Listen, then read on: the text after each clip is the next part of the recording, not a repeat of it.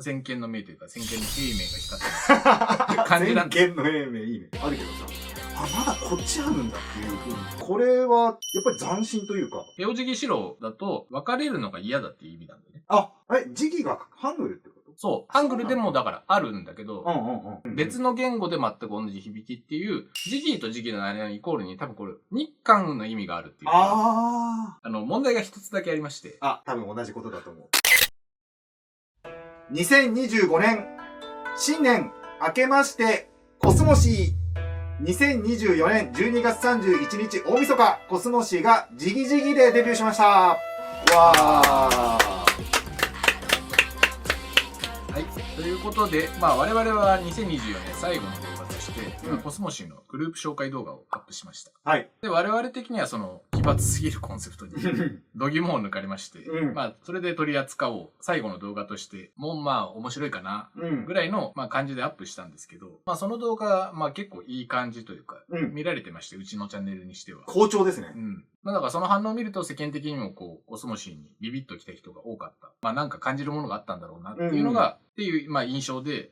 先見の明というか、先見の英明が光ってる感じなんです。先見の英明いいね。なんですけど、その動画の後半で、その時は当然、曲が出てない段階で出したので、曲がこけるのが想像できない的なことを、一応動画のケツの方で言ってまして、俺これ、だから曲がこけるってことが、ないだろうなって勝手に思ってんだけど。ここまでのものを見せられたらっていうことだよね。で、デビュー曲であるジギジギの MV 再生数が、1月7日現在、この撮影日に800万再生超えと。ちょっとね、ビビったよね。すごいよね、この数字。だから、グループ曲を出す前も、ちょっと違うぞ、みたいな感じでときめいてた人も多かったっていう動画の再生数の反応だったんだけど、その曲の良さに新たに虜になったというか、見つかったという。デビュー前以上の人気の広がりを新年早々感じてるという。にしても800万オーバーはね、ちょっとびっくりしたね。みんなもだから注目はしてたけど、曲でうわっっていう人が多かったのかなっていう。じわじわ準備してたものが広がったみたいな。開花したみたいな感じはあるのかなと思うんですけど、その2つを合わせていいグループを紹介できたなっていうのは実感してるんですけど、いや、本当に。そのグループ紹介動画では、グループ名とコンセプトに引っ張られて、宇宙感というか、ギャラクシー感満載でコスモシーを紹介したんですけど、そのデビュー曲であるジギジギが、オリエンタルスクールホラーとか、みたいな、ジャパニーズホラー×アニメみたいな感じで、宇宙要素皆無という。全くなかったね。ただこれ自体は一番最初に出たトレーラー、我々が注目したそのトレーラーの動画のテイストと一緒というか、それのイメージのままとも言えるので、全くの意外だったっていうよりは、そっちかみたいな。そうか、そっちかみたいな。こっちが先走っちゃった感があるからね。だからその再生数やグループの人気とか、見せ方など、当初想定していたものよりもいい意味での裏切りがいくつかあったなっていう感じなんですけど、コスモシーのデビュー曲、ジギジギはいかがでしたか？いや、もうびっくりしたよね。特にサビの音だけど、K-POP のグループもさ、いろいろなスタイルというかさ、音の構成とかさ、あるけどさ、まだこっちあるんだっていうふうにも思ったし。そうなんですよね。新しさを感じたよね。もうよく見つけるよねっていうところもあったし、あとは、ティーザーとかからもそうだったし、紹介動画の時でも言ったけど、やっぱり韓日をミックスした歌詞。あれさ、最初にその動画を撮った時に、そういう曲になるだろうなとか別に全然考えてなくて。で、だから、蓋を開けてみれば、やってきたことをそのまま曲の方に落とし込んだっていうだけだから、別に不思議ではないんだけど。俺はでもね、そうかなと思ってたよ。この歌詞のことにだけ関してはね。でもさ、よくよく考えればというかさ、このスタイルはないわけだよ。しかもサビが英語だから。日英韓。そう、だから、K-POP グループが日本オリジナル曲出すときに、韓国語を入れ込む。それこそドボのやつとかあったし、あとは、それこそユニコードっていうさ、全員日本人グループでさ、オール韓国語でやるとかさ、そういうのはあるんだけど、やっぱり日本主体のグループ、全員日本人っていうところもあって、そこにやっぱり日韓、英、3カ国語を入れ込んでくる。これは、やっぱり斬新というか、むしろ、なんでやらなかった、これまでのグループがやらなかった理由っていうのはあるのかもしれないけど。でも普通に思い浮かばないんだよ、これ。そうなのかな。ってことだと思うけどね。あとさ、だから歌詞もさ、ちゃんとさ、日本語歌詞の後にさ、韓国語歌詞で、韻踏むみたいなさ、そういうところもあったし、構成もすごい良かったし、なんかもうだから、期待通りというか、さっきのその宇宙観なかったっていうのはあるけど、でも別に見てる最中にさ、宇宙観ねえなとか全く思わなかったし、だから、そりゃ800万っていう数字はまあ正直驚いたけど、だからそれぐらい言っても、いろいろ見せ方っていうことを考えると不思議じゃないなっていうふうに思ったかな。まあ、欲を言えば、MV 自体はもっとめちゃくちゃでもよかったのかなっていう気はちょっとするけど。ああ、はちゃめちゃ度合いがね。なんかモンスターみたいなやつもさ、一種類というかさ、ちっちゃいのと最後でっかいの出てくるみたいな感じだよ。まあ、マッチョになってたけどね、そうそう。だからあそこら辺がもう少し種類が出てきてもいいのかなって思ったんだけど、まあ多分ね、お金がすごくあるわけじゃないってことなんだと思う。単純にね。っていうところは少しあると思うし、だからこそこのアイデアが光るなっていうのは思った部分もあるし。あとさ、まあティーザーでさ、コミックっていうかさ、まあそもそもこう、大人気コミックの映画化みたいなさ、そういう触れ込みもあったりとかしたからさ、まあ、一巻とかっていう風に考えれば、今後また展開していくのかなっていう楽しみもあったから、まあまあ、贅沢を言えばっていうレベルだから、もう、おおむね、よくやってくれましたっていう感じだったかな。だから、まあ我々がこのグループは売れるだろうっつって世間が同じような反応してるのは、まあ珍しい。確かにね。俺はね、最初日本人だけのグループだから、ジャパニーズホラーコンセプトかなと思ったんで、最初に MV だけ見たときは、まあ最初のグループ紹介動画でも紹介した通り、スタッフにK-POP で実績がある人たちをすごくたくさん揃えてて、まあ韓国人が多いっていうこともあるんだけど、コリアンホラーの要素もあると思った。まあだからオリエンタルっていうか、そのどっちかの国っていうことを言わなかったんだけど、それがこのコスモシーのコンセプトとしては適切な表現かなと思うんだけど、さっきお金ないって言ったんだけど、この MV 多分ね、韓国で撮影されてるんだよね。まあそのデビューに向けた練習生生活の延長で捉えてる可能性もあるんだけど、まあだからそこでのお金のかかり具合っていうのはあるし、カメラとかね、セットとかも含めて、まあこれなんでかっていうと、まあその舞台となってる学校の廊下の雰囲気とか、教室の何年何組みたいなところの表記が韓国っぽいなって思ったのもあるし、姫社の MV の Vlog、で、姫社が持ってる自分のペットボトル、まあよくあるじゃん。あれがハングルで書かれてた。見た。そういえば。だから、そのコンセプトに準じてそれにしてるわけじゃなくて、韓国スタッフに分かるようにそうしてるんだと思う。だからそれから韓国で撮ったのかなっていう感じもするんだけど。だからそれもあって、全員が日本人だけど韓国でやってて、韓国のスタッフっていうのがまあ合ってるとしたら、まあその両方をミックスしたオリエンタルホラーっていうのがメインコンセプトっていう感じなのかなと思ったんだよ。ちなみに学校が舞台って言ってたけど、制服はヒップホップ制服って言ってました。どこかと思ったけど、それも姫社の MV で、その花ちゃんと話してる時から、次からそのシーンですみたいなこと言ってたけど。衣装チェンジするから。そう。何がヒップホップ制服かわかんないけど。そんなこと言ってました。まあでもダンスはやっぱそういうヒップホップを感じるパワフルなダンスだった。で、まあそこで姫社推しっていうのもあるけど、まあ A 名を含めてダンスチームが光ってたから、その日プ勢が、ボーカルラインとも言えるんだけど、結構控えめだったな。まあダンスシーンではさ、A 名が真ん中に来たりやっぱりあのスタイルすごいな。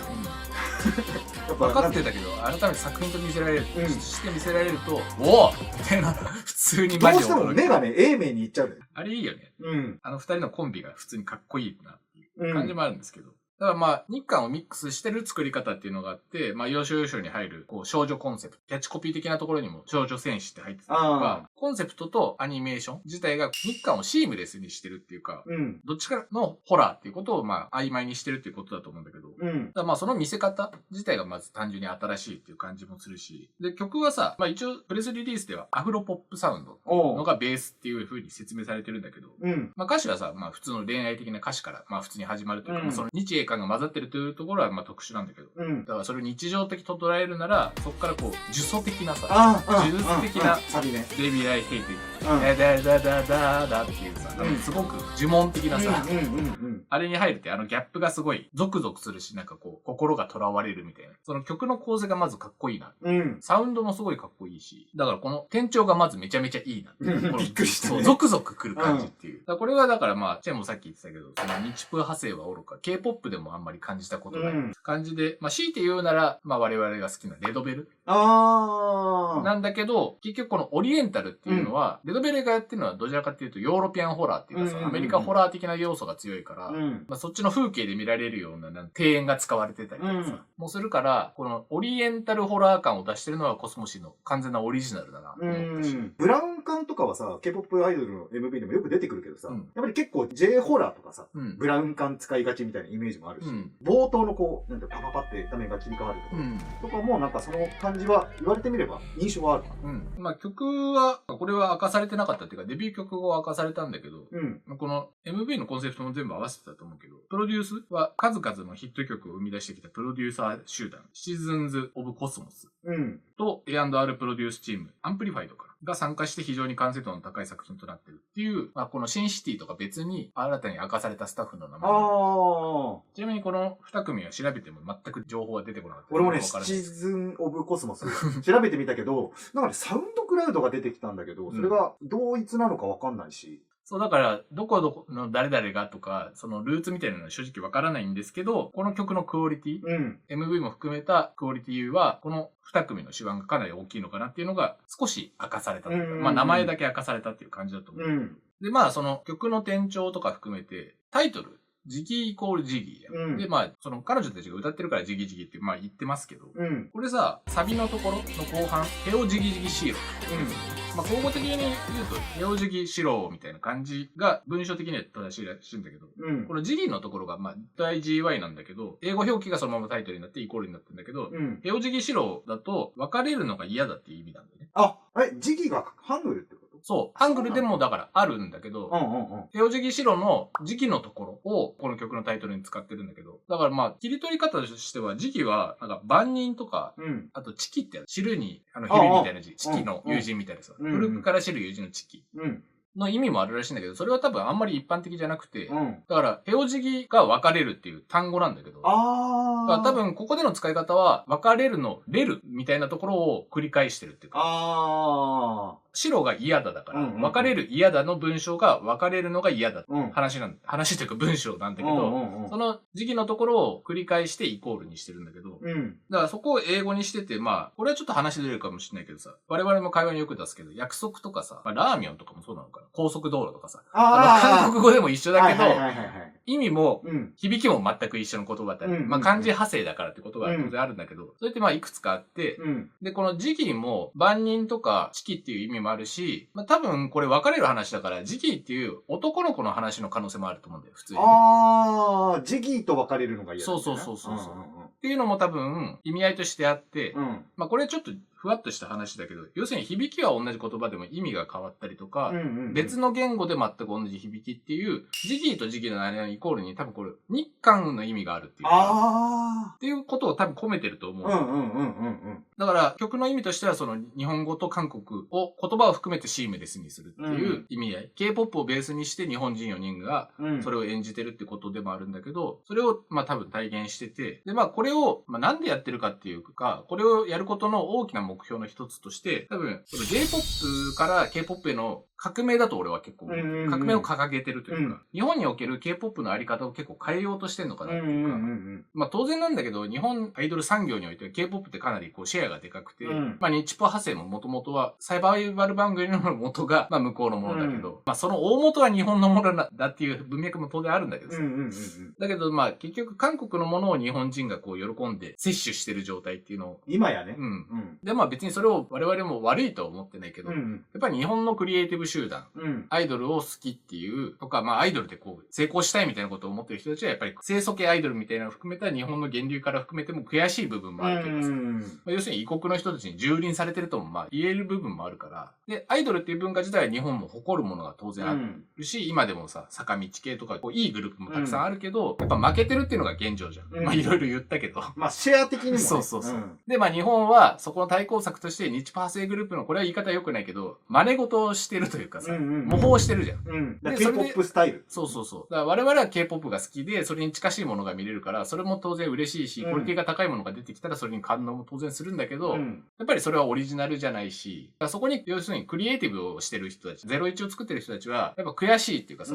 向こうのを参考にしないと売れないんだっていう、認められないんだみたいなところは多分悔しさとしてあったっていうのが、まあ、日本のアイドル業界全体のテーマとしてしてあると思ってて、でもそこはさ、当然世界に売れてる K-POP を前にして、無視できないっていうかさ、そこを嫌だっつって反対側のことをしてても多分誰にも見向きされないっていうのも現状としてあるから、そこの答えがこのコスモシのジギジギだと思った。それをシームレスにする。韓国の容量を多くさせすぎない。でもまあ、コスモシもさ、韓国でトレーニングをしてとか、韓国語を勉強したりとかっていう、まあ当然リスペクトを今までの K-POP が日本に及ぼしたものに対する大きなリスペクトはあるけど、その内から湧き出るものは私たちのオリジナルなんだっていうところを表現してるし、まあそれは K-POP が世界に出ていこうとした時の、とかまあスキズの売れ方とかもそうだけどさ、自分たちの自国の古い文化をこうちょっとフィードバックするというか、戻すやり方。だからその辺も多分参考にしてるところはあると思うんだけど、だからそれがオリエンタルっていう空気に出て、だからまあ、日パーセグループを含めた、今売れようとしてるアイドルの中には K-POP を参考にしようとしてるっていうのが多分基本にあるんだけど、コスモシーはそれを J-POP で覆そうとしてるっていうか、それをまあ、ジギジギっていう曲名の中に、もうちょっとわかりやすい言葉でも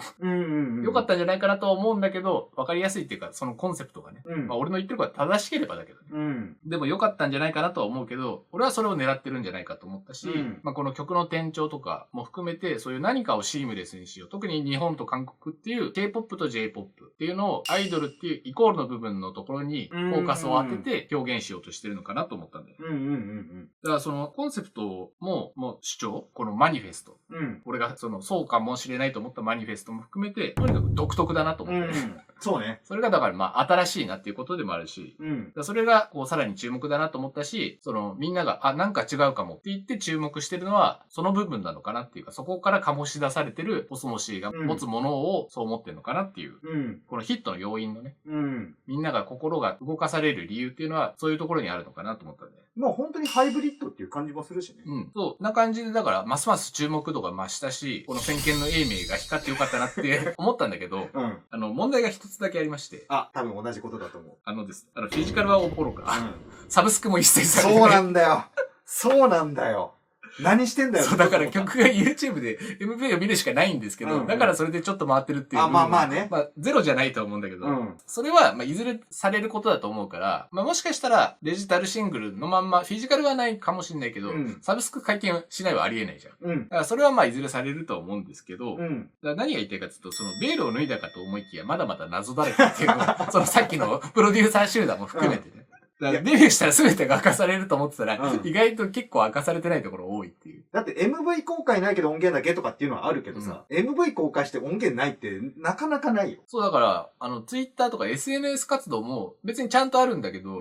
すっごい頻繁でもないから、意外と謎めいてるとこまだたくさんあるよ。っていう感じで、だから、もったいぶらされてるところもあるんだけど、そのコスモシーの期待感みたいなのを増すばかり感じで、まあだからこの曲を合わせた、しかもそれが全てを明かしてないのに成功しているっていう、この実績を見るともうワクワクが止まらんぜっていう感じもあるし、このグループを追いますよって宣言してよかったなっていうか、その状態のまんままだ次がすごく楽しみっていう状態が残ってるかなっていう、デビューにしてさらにこう期待値上がったなっていうのが感想かなっていう。これは間違いないよね、だってね。だってさ、しかもこのミックス言語で、もしかしてこれで韓国の音楽番組とか出んのかなっていうのもちょっと考えるし。そう。その時に、韓国のアンテナの高い人はもう知ってて注目してるみたいなのもあると思うけど、反応というかね、そういうのすごい楽しみだなって思っちゃう。そう。だから、日本産でこういう新しいこともできるんですよっていうのもありつつ、じゃあこれが韓国の方ではどういうふうに受け取られるのかなっていう興味がものすごくあるし。そう、だから、これも歴史がちょっと古くなっちゃうけど、韓国人が憧れた日本人のカルチャー、サブカルとかも含めた部分がかなり俺出てると思うから、向こうの人も、あれなんかわかんないけど、すごいいいみたいなところ、日本に憧れるっていうか、日本を好きになる理由の一つが結構詰まってるみたいなところに、言語化できなくても、こうビビッときちゃうっていうか、ジギジギしちゃうみたいなところがあるのかなっていう。だから日韓ってさ、まあ結局、よく揉めたりとかさ、まあ一筋縄では絶対いかない関係じゃん。だからそこにこういうコンセプトを持って別れたくないっていうことを言うっていうのはすごくエモいなっていうのも思うんで、イコールで繋いでる。ジギーとジギーが日韓っていうことを言う。だからその辺も含めてすごく面白いし、いつもさ、デビューしたグループに対して我々はさ、頑張れ、ファイティンとかっていう言葉で締めるのがあるんだけど、それはそのグループが好きだから頑張ってほしい。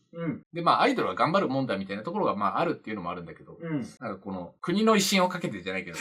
日本代表に対しての頑張れみたいな言葉を込めれたらいいなと思います。いや、そんな感じでいきますか。はい。何きっかけで？せーのにしますか。じゃあ、せーの。頑張れファイティンコスモシー。